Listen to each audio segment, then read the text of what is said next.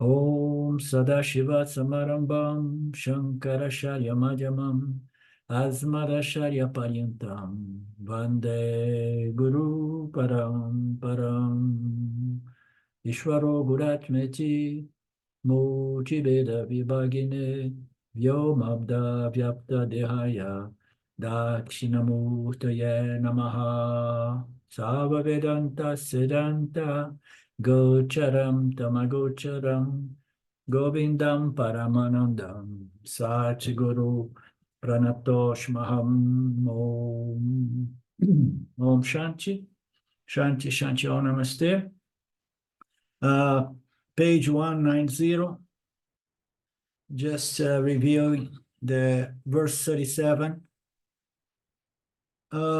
This Atma is free from all external organs, free from all internal organs, very tranquil, totally tranquil, ever shining, and it's knowable through a certain mental state. It is of nature, the true nature of this Atma is akarta, changeless, and therefore the mind who knows this experience a sense of freedom and fearlessness. So that is the bottom line. I want to review it quickly. Last class I was very tired mentally as well. So just revisiting this knowable through samadhi. Samadhi is a certain mental state. As we know, it's not nirvikalpa because the mind, the intellect needs to be present and very alert and in a very focused and contemplative mode. So, and this Atma is free. This Turi is free from everything. It's free from the complex body-mind sense complex. And it's always ever present through all the three states and the three entities. And it's knowable through a certain mental state, a state in which certain qualifications are present, And this Turiya is changeless, and the one who understood I am Turiya, it enjoys a sense of fearlessness. That's the bottom line, okay? And then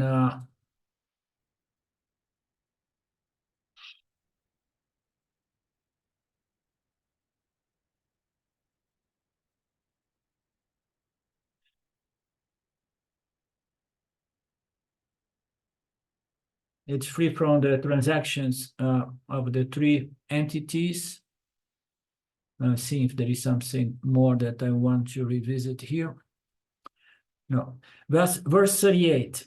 Neither acceptance nor rejection takes place in the Atma, where thought does not exist. Then knowledge becomes established in the Atma. This Atma is uniform and unborn. So uniform means to say it's not subject to any modification. It's just an ocean of the same thing, which is full, whole, and complete consciousness.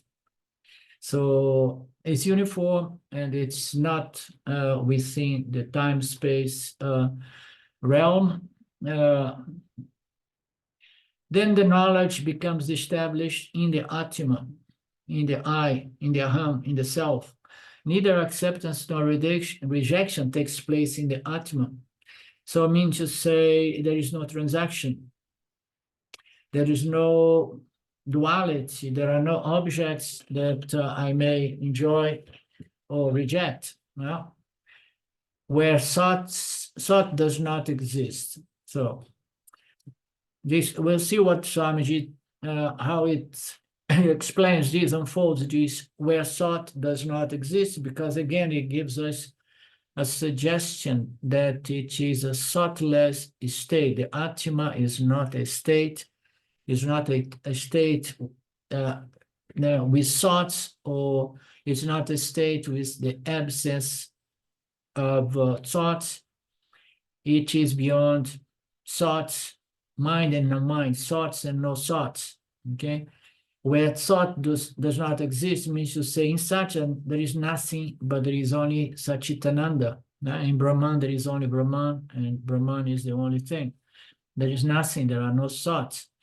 But that is the nature of Brahman. But Brahman is not a knowing, experiencing entity, as we know. Brahman will never be concerned about removing any ignorance because Brahman is beyond knowledge and ignorance. Brahman is not moved by any vasanas because vasana is a byproduct of the interaction between Jiva, Atmas, and Jagata. Yeah? So Brahman is all beyond all of that. It's beyond Ishvara, Jiva, Jagat. None of these things which relate mostly, basically to the Jiva Atma relates to Brahman. Not even a single thought. Oh, let's create duality. That thought does not come into play. Some scriptures may suggest that let's create a world. You know, I'm a little bit lonely and bored here.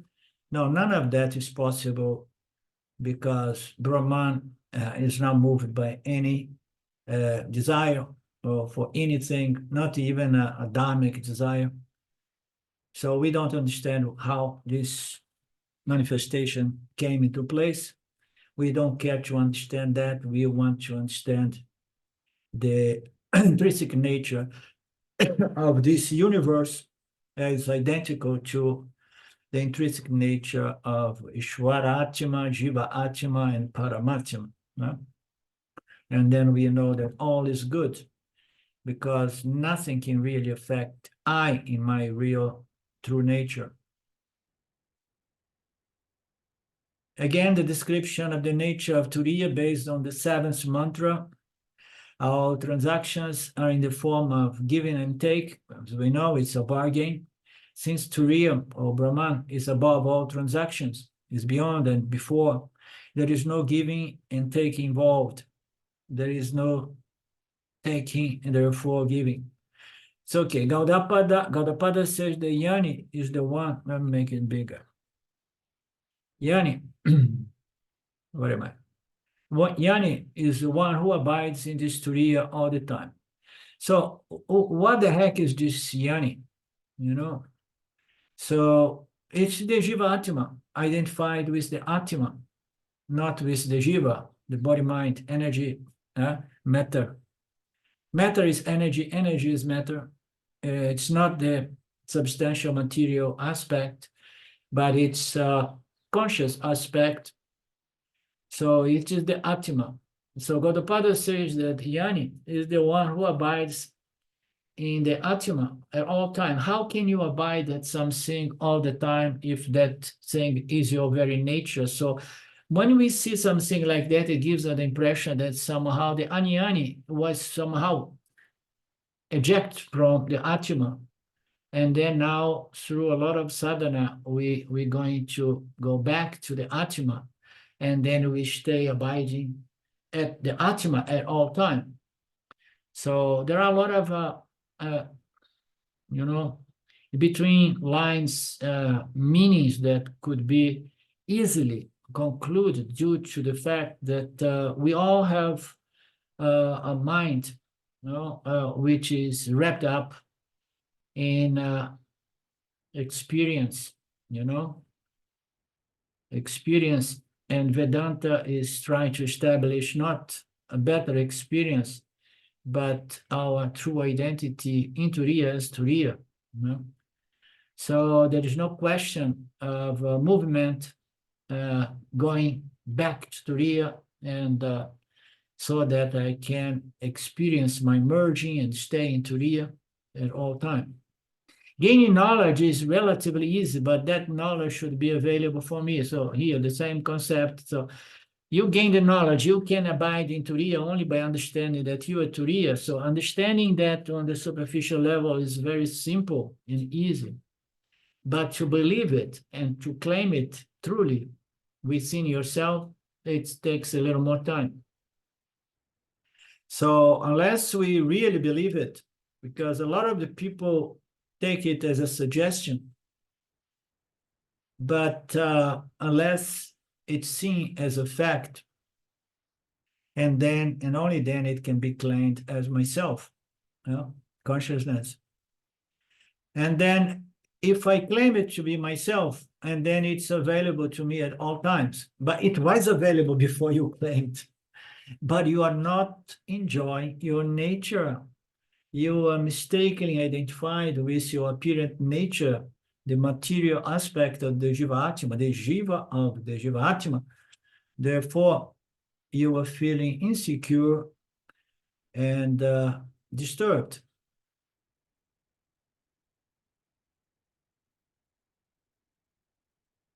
During worldly and family transactions, especially during unfavorable parabol events, I should know that the experience belongs to the Jiva, the Vishwa. The experience that really counts is the awakening state experience. I should know that the experience belongs to the Jiva, the body-mind complex in the awakening state. I, the one who is behind or beyond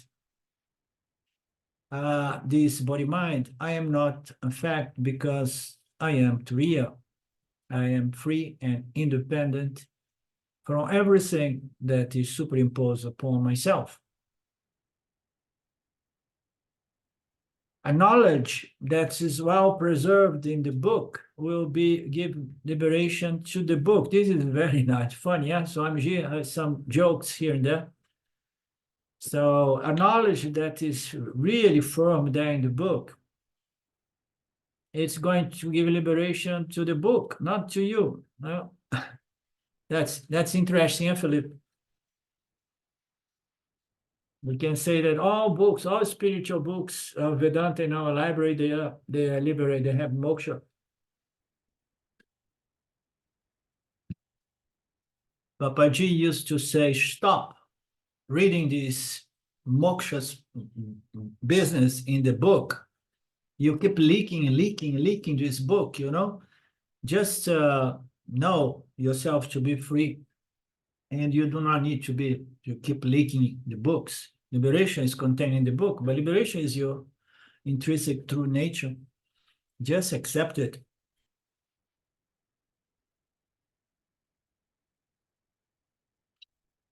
Especially during unfavorable parabhadas, I should know that the experience belongs to the body-mind, not to myself.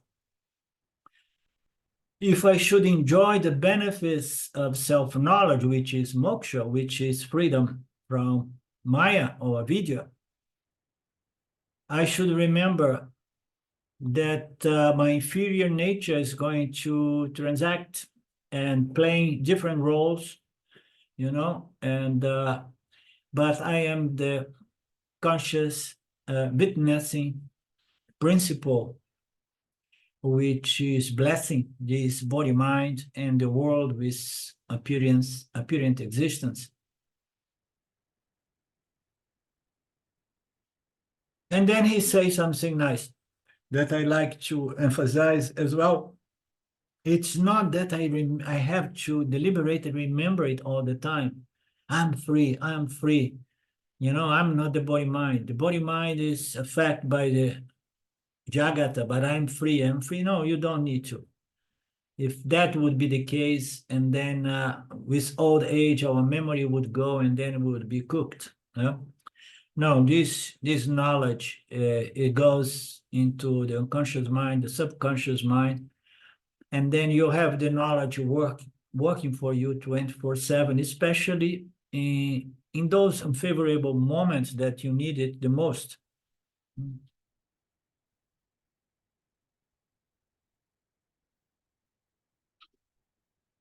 It's not that you need to remember this deliberate all the time. This is similar to a Carnatic musician keeping track of the bass note during performing. In all the transactions, I should remember that the awakening state is like the dream state, and then that all the life is a stage, and we are all playing roles. By remembering my higher nature, I convert life into a blessing. He does not address what he just stated in details. It's not that I must remember this deliberate all the time. But then he presents this example. Carnatic musician keep track of the bass note during a perform. It's I don't understand that example very much, but it should indicates that it's all happened subconsciously, you know. During all my transactions, this knowledge must be firmly established in my three bodies, you know? Causal, subtle, and physical body. The physical body is a little bit difficult. It's a stretch to see the benefit of self-knowledge on the physical level, but it's there as well. The body in its physical expression gets much more harmonized and healthy.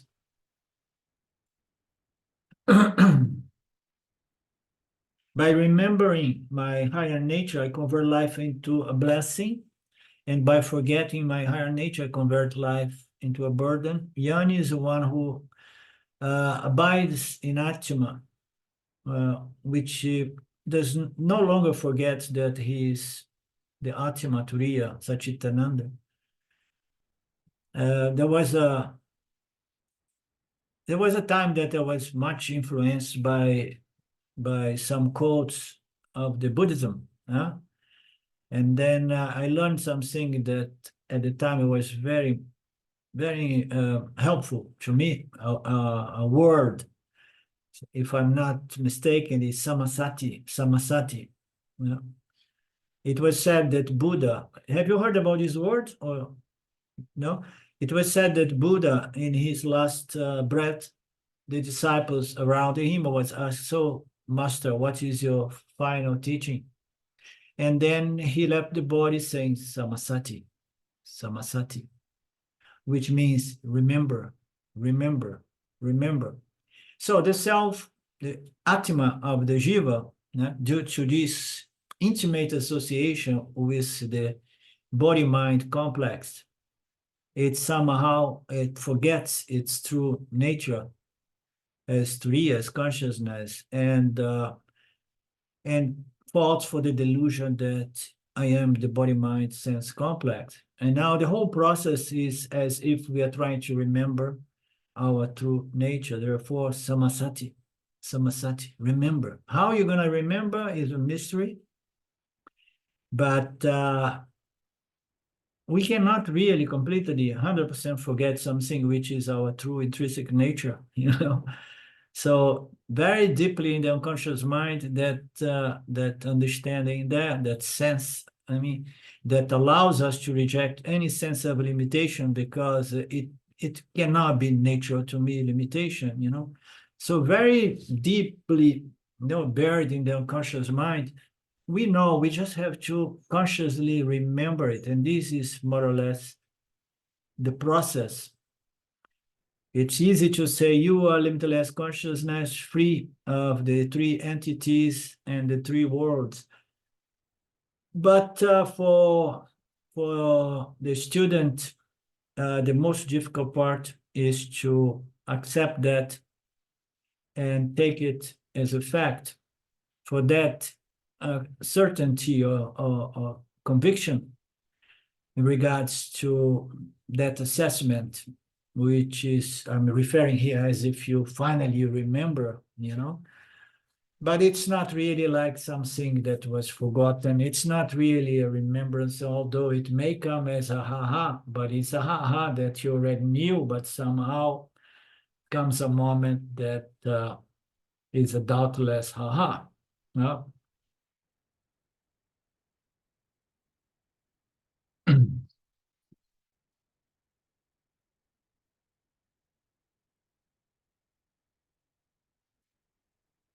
Verse 39. If you guys have any comment, please feel free. The yoga of detachment is indeed difficult to be comprehended by the yogis. Yogis are afraid of this yoga, for they see fear in that which is Brahman, fearless Brahman. So what happens when we are afraid of something? When we are afraid, we are insecure. So when we are afraid, we are really living under the spell of ignorance. And we are all the time insecure and afraid.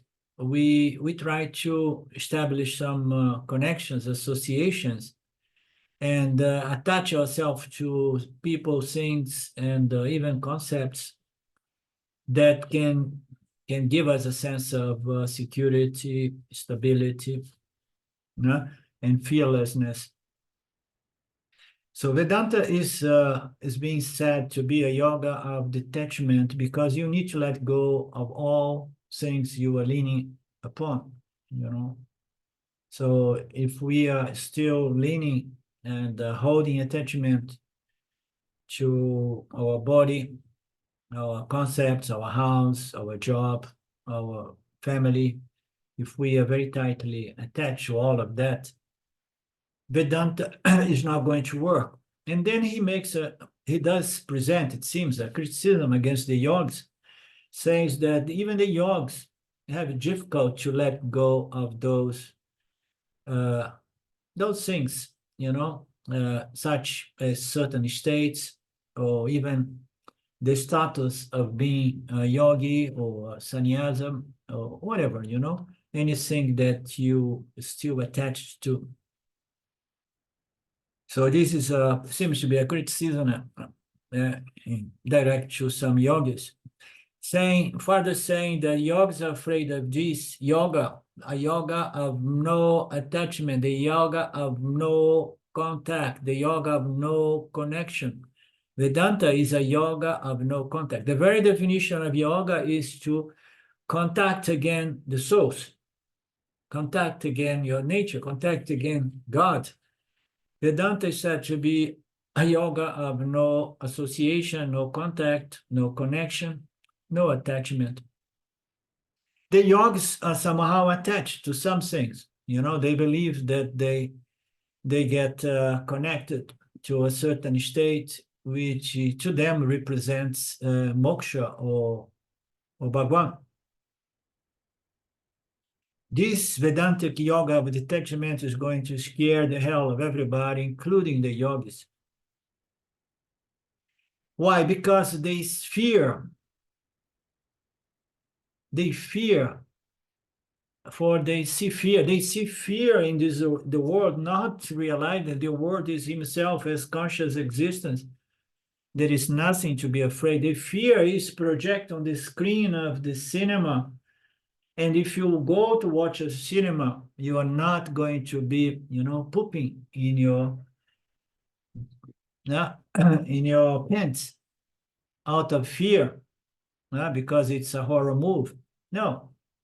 So you are cool because it's just a projection on the screen of consciousness. It's a superimposition on myself, and I watch this. The mind may feel a little fear here and there, but it recomposes itself because this knowledge is properly established. So especially when there are moments that appear to be very, very, very adverse and danger. No? Yogi are afraid of this because they see fear in something which is just the screen of consciousness, which is the only secure and fearless principle there is, because it's one without a second, one who is not subject to change, time, and anything. So we need to know that I am the screen of consciousness. Everything is being superimposed upon myself through my mind as a Jivatma. But I am the consciousnness allowing this superimposition, this reflection. What is being reflected in my mind? The Jiva-Atma and the world perceived through the Jiva-Atma. So this is the Viveka, this is the discrimination suggested here. I'm none of these three entities, but I'm Turiya. Turiya is fearless, although Turiya does not have any experience because it's not an experiencing entity. But what is Turiya? Turiya is relevant only in reference to the Jiva-Atma, who understood its nature in Turiya as Turiya, because Turiya is beyond concepts, So when we say Turiya is fearless, it means to say the Jiva Atma who understood I am Turiya, I am Brahman, is going to enjoy a sense of fearlessness. But the yogi, even the yogi or even the samsari, yeah, they are going to be afraid of let go of all the, how you say, the sticks, yeah, the sticks one holds or the clash, yeah, all those things that gives us support. Yeah? Crutches. Huh? Again? Crutches. Crutches. Crutches, yeah.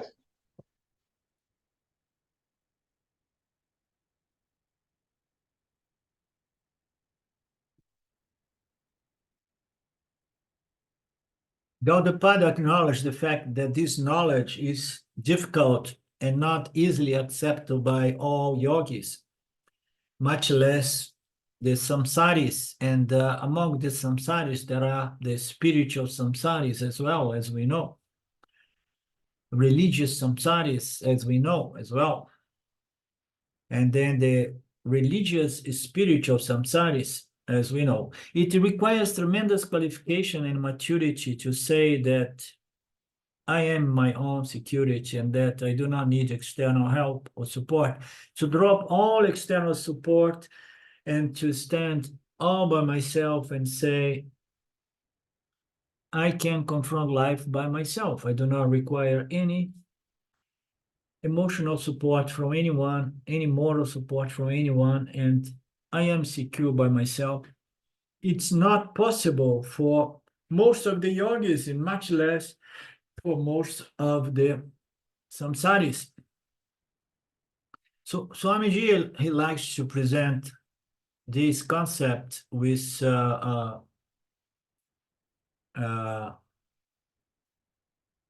note that says, I do not require support in my life.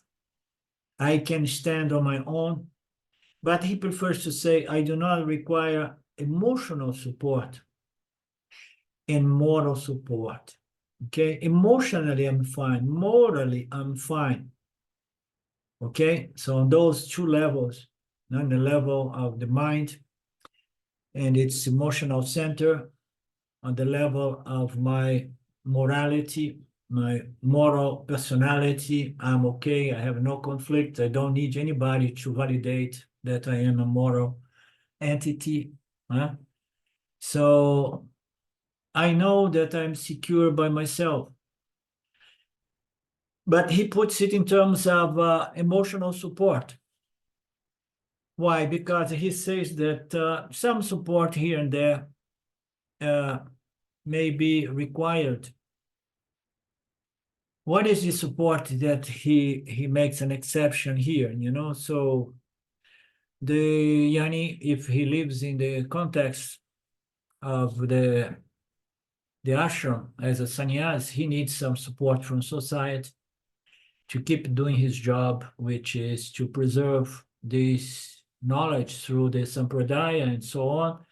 And then those persons designated to that will go into the society, ask for donations and things like that. You know?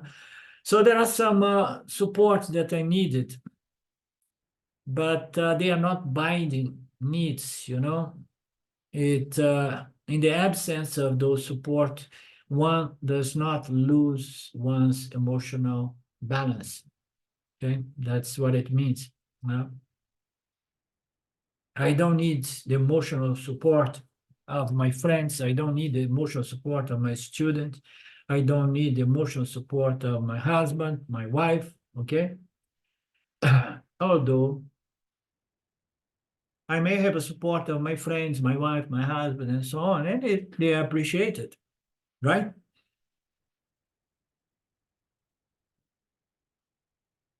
Someone, even after 25 years of Vedanta, is not at ease with this statement, Aham Brahmasmi.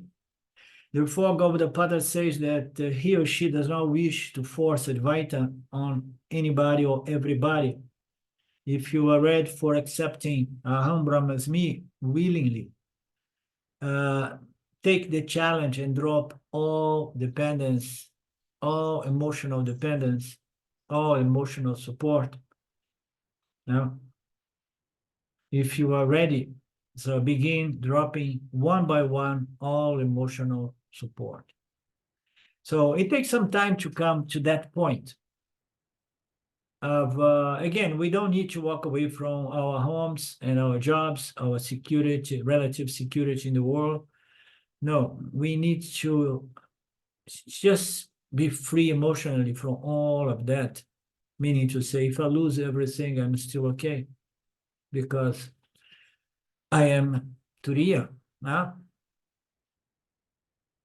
So to find someone who is ready to begin taking the challenge to let go of all those leanings, supports, is rare. If you're ready for that, it's a good beginning, good starting, and then Vedanta and these teachings are for you. But if you need external support, and then become a Karma Yogi. Yeah? So you're gonna get support on what? On God. Then move from the support, dependence on the world, and then put your support and dependence on Ishvara. Yeah?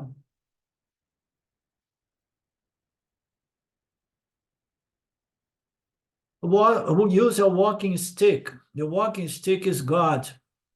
The best walking stick is called Ishvara, God.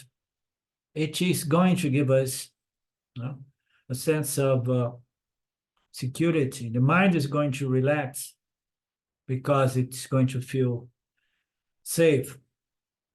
We need to have a mind which is stable and feel secure to further move into more and more maturity and qualifications. Yeah? Therefore, God is the best stick, walking stick. The Turiya,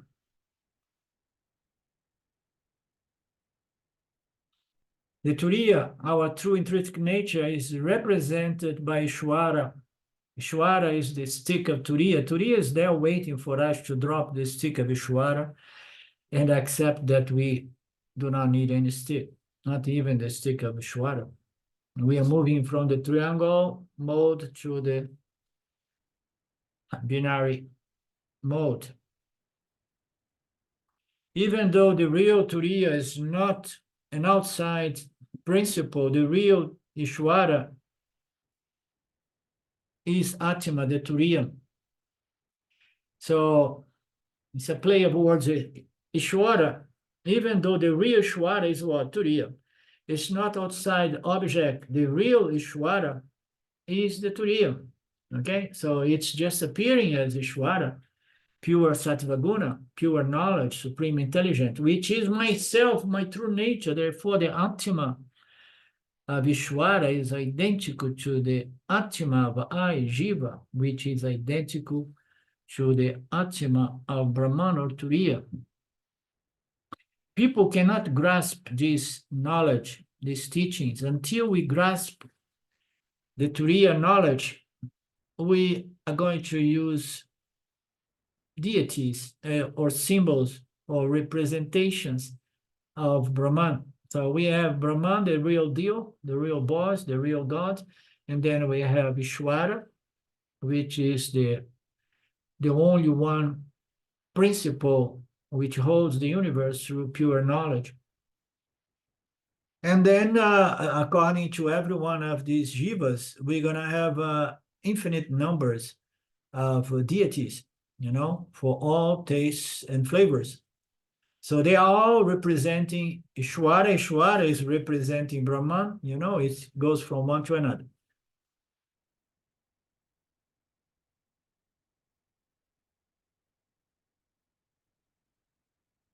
The deities, they are symbols. They symbolize Ishvara. Ishvara symbolize you in your true nature as Brahman, as Turiya. We will pray to this or that symbol, this or that Krishna or Sarasvati or whatever deity, but knowing that they are pointers, they are symbols, they are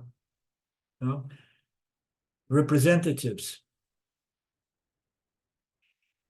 What is the prayer of mature individuals? Oh Lord, please, oh Krishna, oh Sarasvati, oh Vishnu, okay, give me the strength to deal with whatsoever parabada comes my way.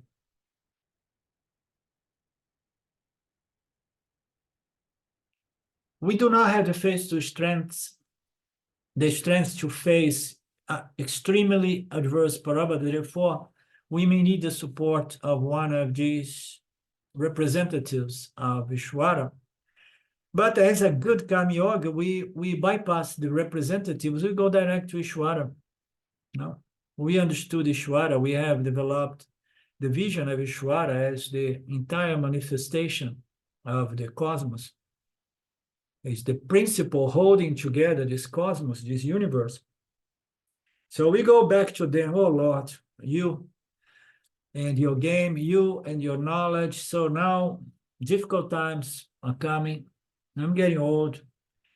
The world is going kaput as well. So I don't know if I can handle this situation because the knowledge that all of this is a superimposition upon myself, just like a projection on the screen of the cinema, is not quite absolutely clear and accept in my mind.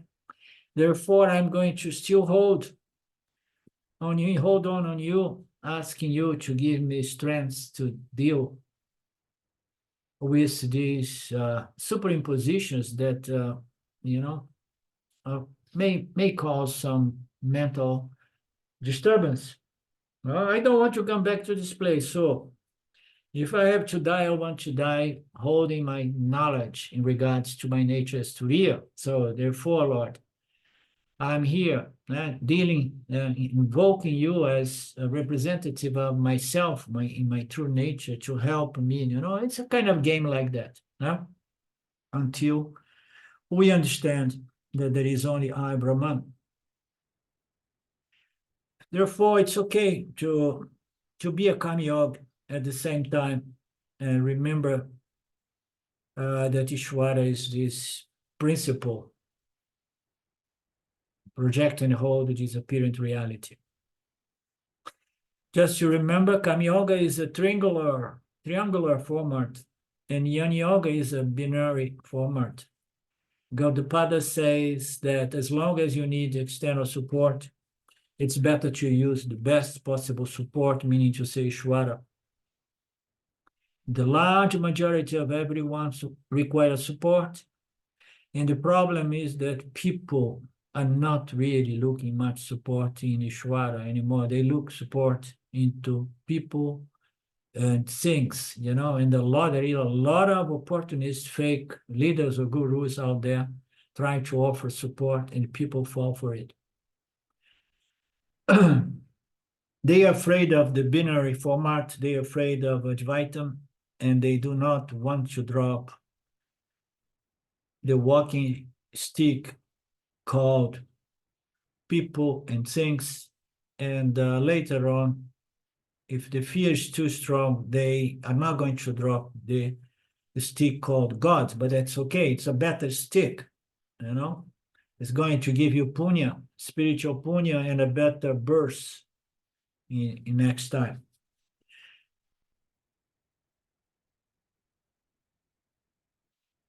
Atma yana is called Apasana Yoga, a yana by which I cut off all dependence, all relations, all support, dependence on emotional support, all the relationships, all associations, all connections.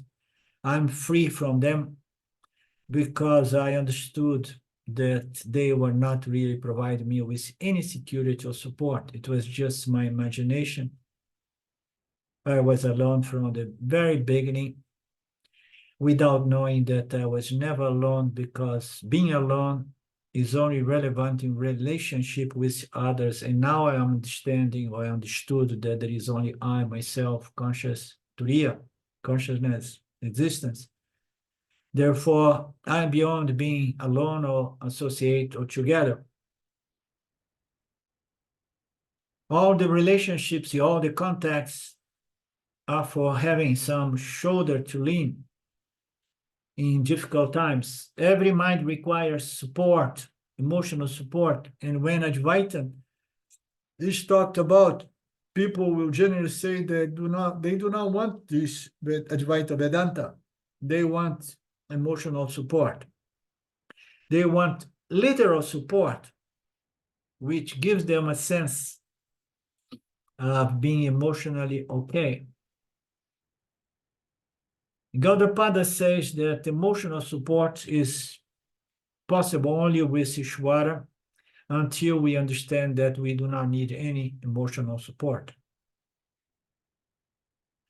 So this knowledge will transcend all relationships, including the relationship with Ishvara. Relationship with Ishvara is Dvaitam.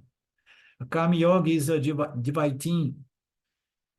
Having a relationship with Ishvara. Ishvara is the second entity, and the Jiva is the one entity. The world is another entity. Yani discovers God at his own higher nature, therefore he is self-dependent, or better said, independent. Independence is freedom. This is very difficult to be comprehended by all the seekers, and including the Yogis.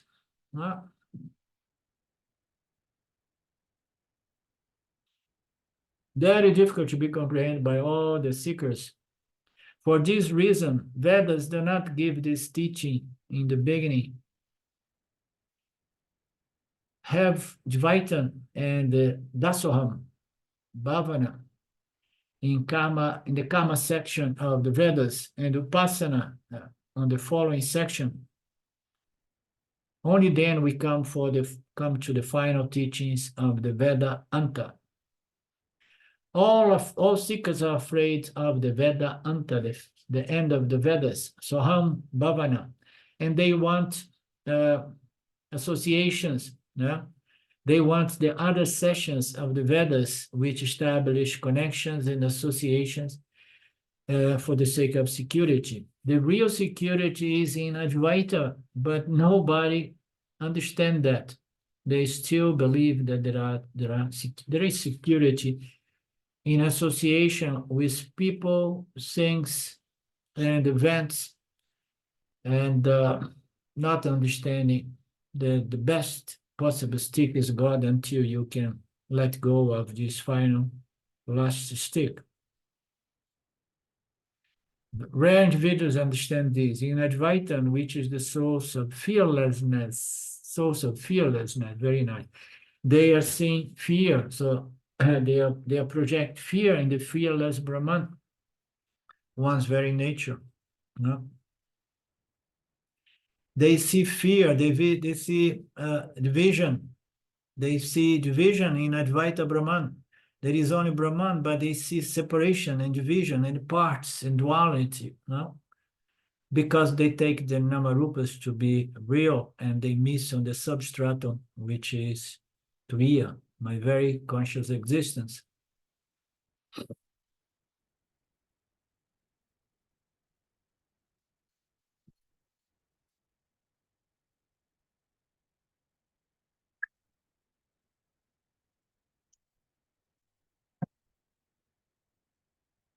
Okay. Gaudapada has pointed out the mind that perceives duality is the problem. So we have to remember, he at certain point when he's explaining these teachings or unfolding these teachings about duality as the cause of samsara, he uses a second term. He says the mind that perceives duality, and then he presents a better term is the mind that reports duality. Okay? Because reports involves perception and the interpretation of that perception that allows us to say duality is a fact. But we can perceive duality is still report there is no real duality. There is only I, consciousness of infinite nature. So Gaudapada has pointed out that the mind that reports duality is the problem. He reports that duality is a superimposition that cannot be removed, and the mind does not need to report duality if the mind re-examines its experience and in the light of the teachings.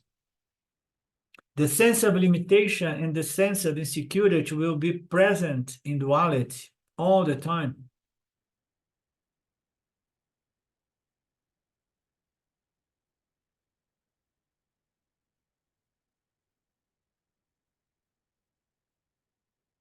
This alone is the expression of samsara. Therefore, the mind that reports duality should be handled, which he called amanibhavaha.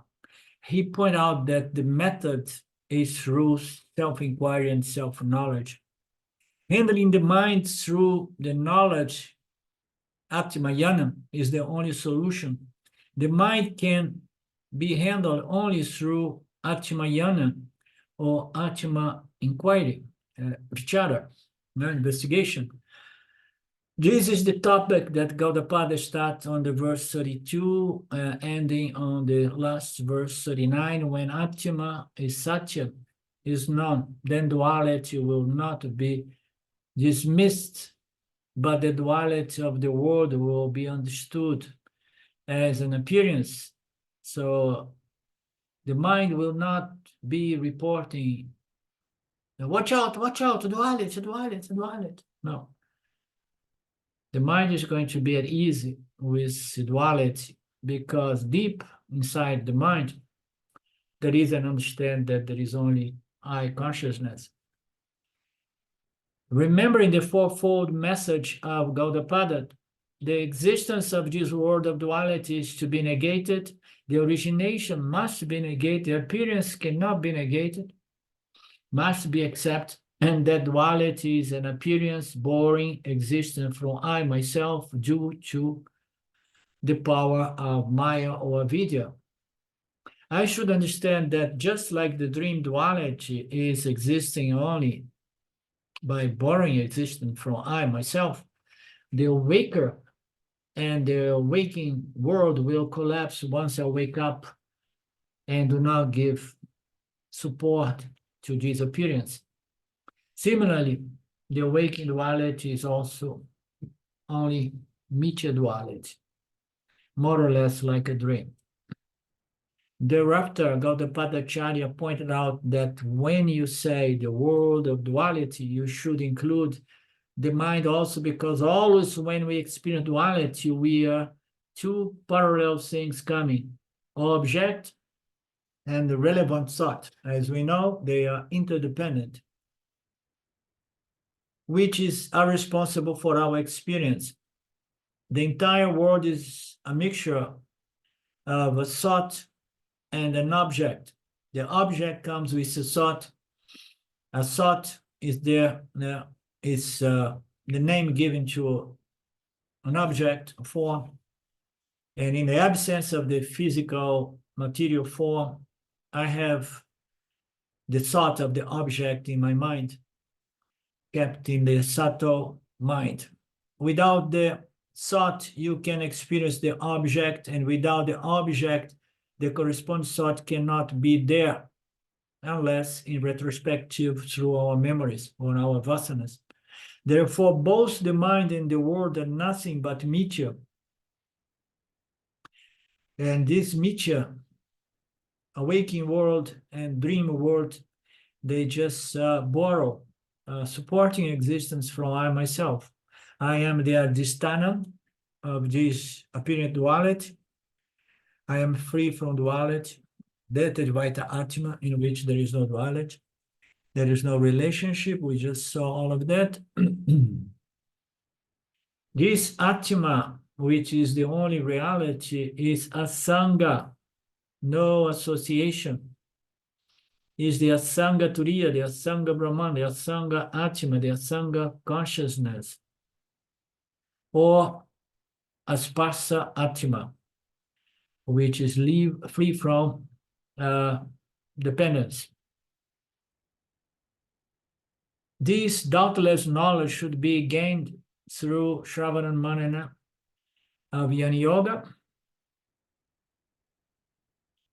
This doubtless self-knowledge should be established through Shravana and Manana.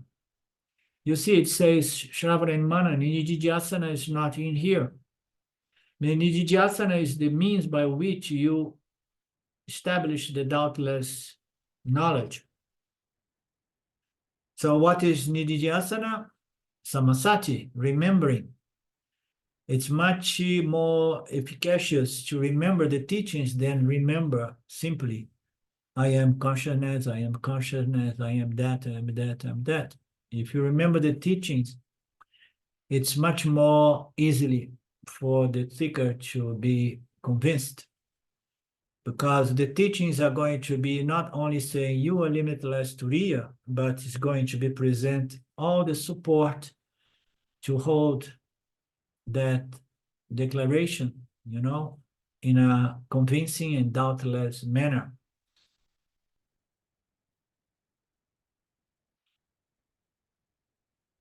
All people cannot come to Vedanta. Even if they come, many cannot survive this yoga.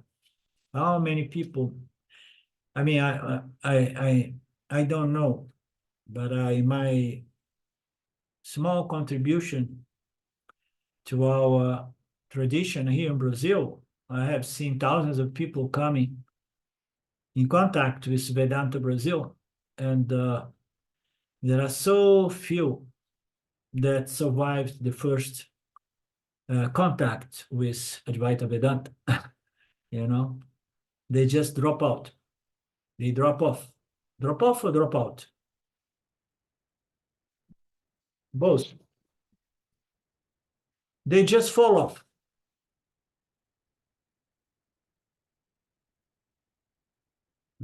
They cannot survive this yoga. Very few people will comprehend this teaching. In Katha Upanishad, it said that many people listen to Vedanta, and among them, many do not understand, most do not understand. But there are some, very few who understand the value of these teachings and the value of this spiritual effort.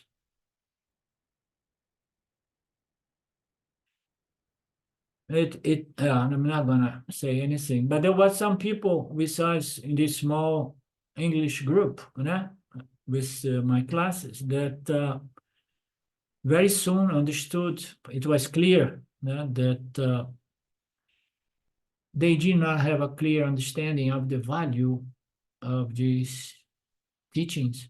You know? They want somehow to become gurus, or they want to have a sangha, or they want to be a teacher, or they want, you know, one thing or another, but they do not want the teaching for what it is meant to. You know, the Upanishad says that the teacher is wonderful, the student is wonderful. This Katha Upanishad. The teacher is wonderful, the student is wonderful if the communication is successful. Gaudapada asks why many people are not able to stay with the teachings. Why? What are the obstacles? Sometimes I ask myself. Sometimes come people, I say, wow, this person is really hot, is really into it. No, and when you see the person just gets distracted with some karma or some things, and there they go. Why? So very, very few are able to stay with this process, Vedantic process. What are the obstacles? He says that there is a powerful reason, a powerful obstacle. All the important people do not want to know. All the ignorant people, which happens to see people who find themselves important. All the ignorant people do not know that they are Turiya. Therefore, they are going to mistake that they are the body-mind-sense complex in their mental state. Once they are once they are really firmly identified with the body-mind-sense complex, and since the body-mind-sense complex is bound to feel limited and perishable, they definitely will feel insecure as identified with the body-mind-sense complex. When they feel this insecurity due to the mistaken identity with the body-mind-sense complex, they will want something more tangible. They want something they can hold on to, like a sangha, or like anything, you know. They don't want to stand on their own just doing this work. Do you understand? This is a very nice passage.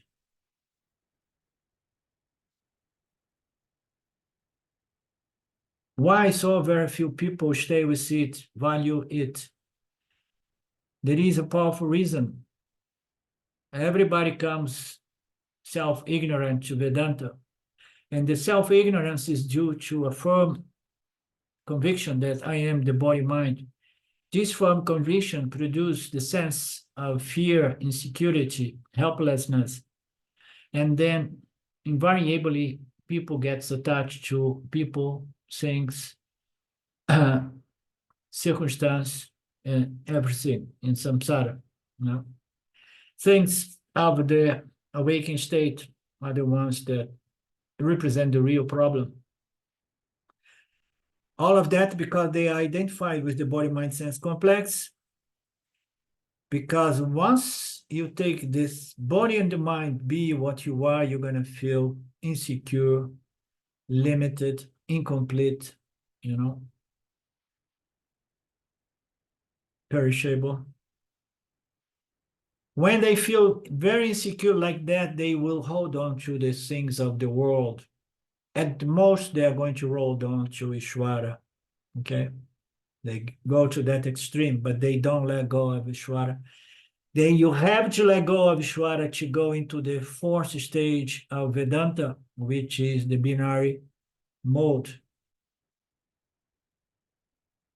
They keep striking many relationships for a sense of security. There are so many cult leaders, false gurus all over the place selling notions of security and getting very rich in the process. And the ignorant, insecure people, due to this identification with the body-mind, feeling insecure, holds on to such relationships, believing that they are going to get some sort of security. They want the sangha. They want contact, connection, association, relationship, attachment. Whereas in Advaita, there is no room for association, attachment, contact. No relationship is possible because relationship requires division, Advaita, duality. When we present Advaita, the asanga nature of Brahman makes one really afraid. What? I'm going to have, I need to make all my effort to get associated to something that is free of association, and I'm going to be able to associate and claim my nature as a sangha only if I let go of my attachment to the sangha. People, place, things, concepts, you know, states, things that gives me a sense of security. Invariably, people will reject Advaita Vedanta. Who will come to Advaita? Only people with a lot of maturity and understanding. So it says much about us, right? Philip?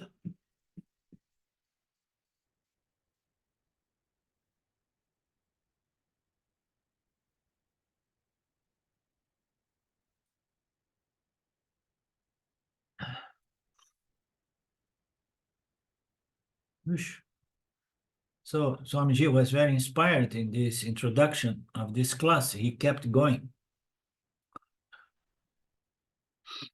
How does one get maturity and understanding? Through life's experience. So that, I mean, I want to go through this recap here because there are some nice jewels, no, nice pearls there. How does one get maturity and understanding? You know, it's difficult to understand. Maturity comes through life's experience. Only maturity through the experience that no relationship has ever given me the security and peace and satisfaction that I was searching for. You know, it's very rare to find someone who comes to that final conclusion. Only someone who understands that is able to begin, dropping all associations with emotional dependence charge. And this is only possible to be arrived by experiences that are analyzed logically. Now, that's why Vedanta is said to be a process in which we're going to re-examine from a logical analysis our previous day-to-day experience of light in the light of these declarations, of these teachings. So we need to analyze our experience. Otherwise, we are never going to connect the dots between my actions and the results. I'm trying to find peace and happiness by attachment, dependence, connection with things and people. And I have tried my entire life, and still I did not connect the dots. I did not get mature. I'm going to come back and I'm going to get another body mind, and I'm going to continue doing the same thing until I suffer so much that I become mature. When an insecure person is holding to another person who is insecure, the situation does not improve, but it gets worse. Dvaitam, Sambandha, and Sangha cannot give security. One will have to understand this. How long it will take, only Ishvara knows. How long shall I stay with Kama Yoga? No, only Ishvara knows. How does one handle insecurity, which is the topic of the last verse? You're going to handle insecurity not by addressing or the external world, by handling the mind, examining the mind, inquiring into the nature of your mind and your tendency to attach to things as if you could get security. The cause of insecurity is self-ignorance. Therefore, if I raise the question, who am I? Vedanta will answer that you are not this, and this. You are none of these entities. You are Turiya, one without a second. One without a second, I'm going to be alone. Then what will I hold on to if I one without a second? If there is no second thing, I cannot hold on anything. Nothing can hold on to me. I am just blessing and allowing this superimposition or reflection, but in fact, there is no world, there is no Jiva, there is no Ishvara, there is only I, Turiya. In my non-dual, superior, peaceful, secure nature, I do not require anything. I do not hold on to anything, and nothing ever holds on to me. Not knowing this, many people are afraid of Advaita. I do not need any support because I am the support of this apparent reality. To understand this, one needs to be extremely mature. For a majority of the people, Advaita, which the soul, the only source of security appears to be the most insecure things, the most insecure souls. Huh? Very nice, huh? Did you enjoy it? Okay, so we should feel good. We're gonna get our certificate of fully matured individuals. Okie dokie.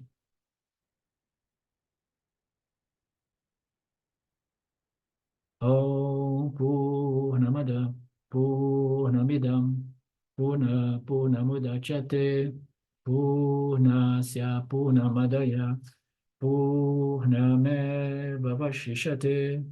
Om Shanti Shanti Shanti Om. Namaste. Okay, very good. I enjoyed the class. It's so different when I'm my body mind is fresh and not tired. Thank you, Orlando. Thank you. Thank you, Orlando. Thank you. Wonderful. Wednesday, Wednesday, okay? Not Yes. tomorrow. I'm gonna Okay. make a note to that. Namaste. Great. Thanks. Okay.